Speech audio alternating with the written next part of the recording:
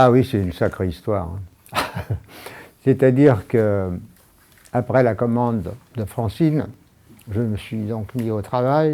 Donc j'ai choisi d'aller voir un ami, Dominique Champion, qui est photographe, avec qui j'ai travaillé assez longtemps.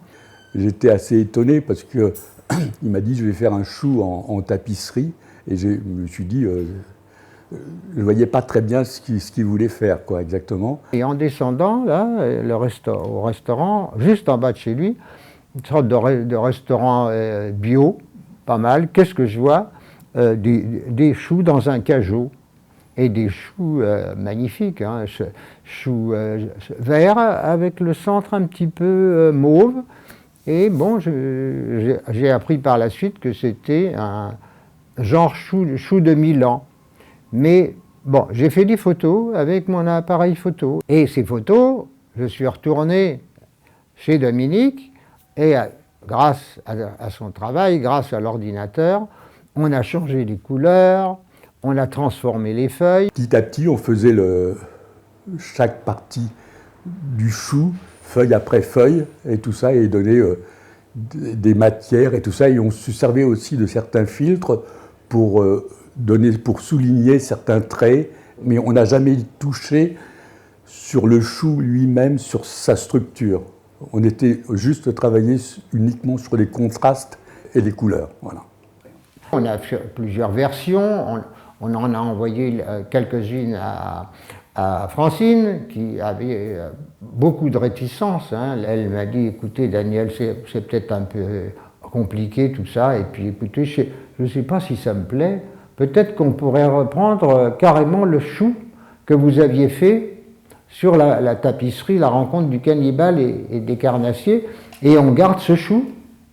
Ah, j'ai dit, écoutez Francine, c'est un peu idiot parce que c'est une copie, ça n'a aucun intérêt de retisser quelque chose qui a déjà été fait. Alors je crois qu'elle a été encore un peu hésitante, elle m'a dit, Daniel, écoutez, laissez-moi une semaine pour me décider.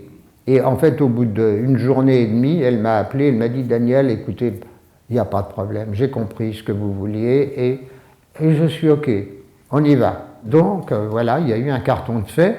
Je trouvais que le carton était assez beau, donc je n'étais pas trop inquiet.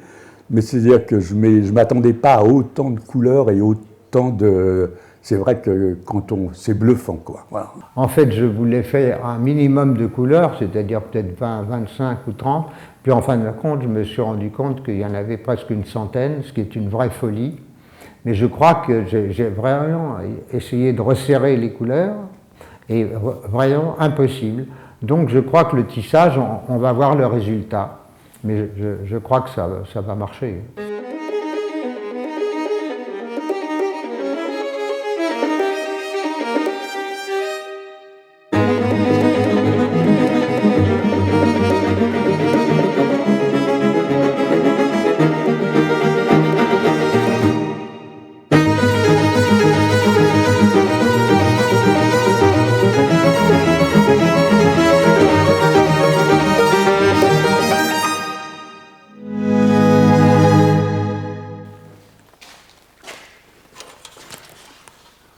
Bon, alors tu vois la 54, ça correspond à cette couleur sur le carton, mais ce n'est pas du tout ce que j'ai choisi en définitive pour la tapisserie. J'ai pris quelque chose de plus costaud et de plus chaud. Et je mets ces petits échantillons de couleurs pour les dispatcher et avoir une vue d'ensemble. Voilà. Et les répartir, trouver des couleurs un peu approximatives et dispatcher un peu partout pour faire ce scintillement dont j'aimerais vraiment J'aimerais obtenir ça, quoi. Je suis arrivé ici début juin. Et je me suis installé donc dans la moitié de l'atelier de Véronica Teubert, ma compagne, qui elle aussi est artiste et qui a un atelier à Château-Ponsac. Et elle m'a proposé donc de travailler dans son atelier parce que d'abord c'est près de la Creuse. Ce carton est destiné à être tissé à Felletin, à côté d'Aubusson, où là je travaille avec des équipes, des ateliers formidables. Là je vais travailler avec l'atelier Catherine Bernet à Felletin. Voilà, je vais finir le carton ici. C'est absolument très agréable de travailler dans ces conditions.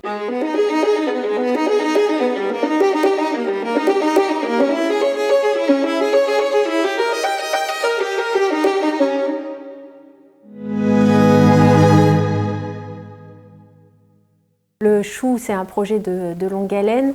Il était dans les tuyaux depuis quelque temps et puis Daniel s'est lancé dans cette grande envergure parce qu'il a fallu tout le tracer. Mais par contre, il est arrivé avec ce beau travail sur 2,50 m sur 2,50 m. Alors du coup, notre sens de tissage, il change. Ah, voilà, pour les battages, par exemple, oui. c'est obligé. Oui. Ah, oui. Et oui, on va être obligé de le tisser comme ça, c'est-à-dire comme on a l'habitude de le tourner à 90 degrés pour qu'on ait nos passages plus faciles, parce que ici, sinon on va être obligé de travailler par rayure. Ouais, on voit le cœur là, voilà, le cœur qui palpite. Il va y avoir vous allez trouver des petits éclats aussi à l'extérieur pour faire un rappel, hein, comme je vous disais tout à l'heure. Alors moi, ça a été un coup de cœur immédiat quand j'ai découvert la maquette. Donc ça, c'est plutôt bon signe quand on est lissier ou qu'on a un projet à prendre à bras-le-corps. Et ben du coup, le travail se fait encore de façon plus aisée quand on a un goût spontané pour la maquette qui nous est confiée. Donc là, ce fut le cas. Moi, j'ai beaucoup aimé la composition d'une part et les couleurs. Et puis cette référence aux tapisseries Aristoloche, ce petit clin d'œil, ça m'a beaucoup plu. Le chou, en fin de compte, pour une fin de carrière, parce que Daniel n'est pas tout jeune non plus, il me surprend parce qu'en fin de compte, c'est quelqu'un qui était très contemporain, avec des couleurs très vives, très saturées. Et j'ai l'impression qu'avec l'âge, il revient vers la tapisserie ancienne. J'irais même avec le chou, on retomberait dans la tapisserie d'époque, avec des couleurs très chaleureuses, tout en étant fidèle à lui-même avec des couleurs très saturées. Mais même ces lignes brisées au niveau des bordures montrent les coupures. On n'a pas les bordures rectilignes comme dans les tapisseries anciennes. Donc Daniel, à tous les niveaux, a joué sur le décalage en fait. C'est un parti pris très moderne. Un tour de l'histoire d'Aubusson avec la tapisserie d'époque, tout avec la tapisserie contemporaine et jumelé sur une seule tapisserie grâce au chou hybride.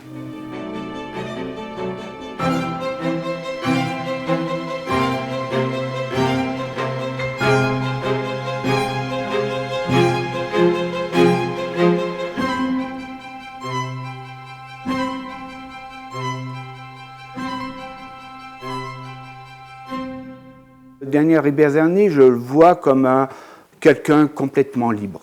Quelqu'un qui conçoit des cartons avec une simplicité dans le but que ça soit esthétique. Et surtout, ce qui me surprend chez lui, avec l'âge, c'est que c'est la première fois qu'il nous fait un carton avec autant de couleurs. Et c'est assez surprenant. Pour Daniel Riberzani, d'habitude, on travaille sur un chapelet de couleurs qui va de 10-12 couleurs, même pour une grande tapisserie. Là, on est à 100 couleurs, en laine et soie, avec des soies pures. En plus, dans les couleurs du chou, on est sur des bleus comme Daniel aime retrouver. C'est les bleus clins, c'est ces bleus très électriques. C'est des couleurs très saturées, très acides, très froides. Donc, c'est toutes les couleurs qui ont été étudiées une par une. Les 100 ont été après validées avec Daniel. On a fait une séance, une grosse journée de travail où on a pu faire un choix des couleurs très précis. Il y avait des choses qui étaient restées un peu dans l'ombre. Avec toutes ces couleurs, Donc ils ont soulevé quelques lièvres et ça a été leur collaboration, c'est formidable. Donc on a travaillé bien sûr en collaboration avec la teinturerie Filature Terrade et c'est notamment Clément qui a réalisé toutes les couleurs pour le chou hybride.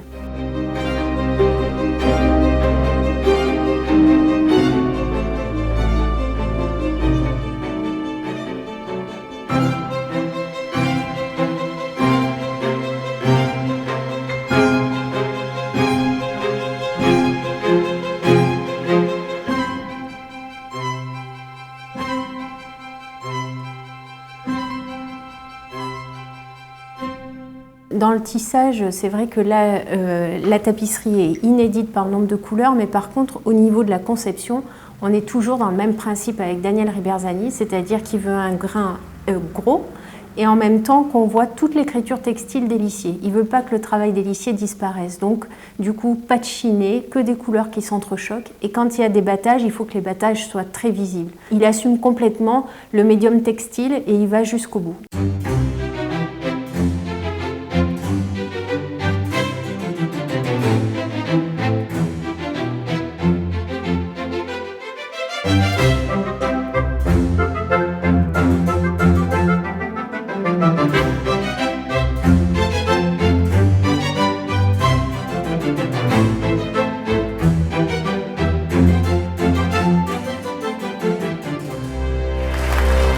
Finalement, le chou boucle une histoire de 20 ans.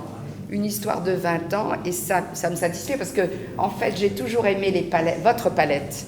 J'ai toujours aimé les rouges, les bleus, les verts, les aubergines, les lits de vin, les parmes, et puis les bleus tendres et tout. Puis je crois que elle est. Et puis en plus, ce qui me plaît bien là, c'est elle a pris sa place dans l'espace. Ma petite fille a cette expression, elle a 3 ans, elle dit « trop beau ». Et je crois que j'ai envie de prendre la même expression quand la tapisserie de Daniel nous a été révélée. Moi, ce qui me touche beaucoup, c'est d'avoir choisi un très modeste chou, c'est-à-dire un légume des tables les plus modestes, mais qui simplement, en y prêtant attention, nous élève. Et je crois que ces couleurs violacées, ces couleurs vertes, alors que nous sommes dans la saison froide, la saison grise, c'est éclatant de lumière. Et puis, je me suis interrogé sur la bordure, ces bordures si caractéristiques dans les tapisseries aussi de Daniel. Et là, 2 couleurs, le rouge et le bleu. J'ai pensé au système circulatoire, c'est-à-dire le rouge pour le sang oxygéné et le bleu pour le sang qui porte du gaz carbonique, hein, les artères et les veines. C'est un cœur qui bat, voilà. Il est palpitant de vie, donc je crois que Daniel, c'est le maître des couleurs. Le chou hybride, c'est un très beau nom, parce qu'en fin de compte, hybride, parce qu'il a été génétiquement peut-être modifié par l'histoire du passé, pour aller dans le futur. Le chou hybride, peut-être que ce nom, c'est pas par hasard. Il y a beaucoup de choses hybrides en ce moment. Hein. On est rentré dans une époque où... Et puis je pense que lui, dans sa réalisation aussi, il l'avait d'habitude, c'est uniquement en peinture, là, hybride par la conception, puisqu'il s'est appuyé aussi de l'outil numérique. Donc ça fait appel de son côté à des technologies différentes, avec beaucoup plus de couleurs, et pour nous aussi des ruptures dans le tissage. On peut l'associer aussi à la faune et à la flore, c'est-à-dire que ce chou, il n'est pas seulement flore, il n'est pas seulement végétal, il a presque quelque chose d'humain.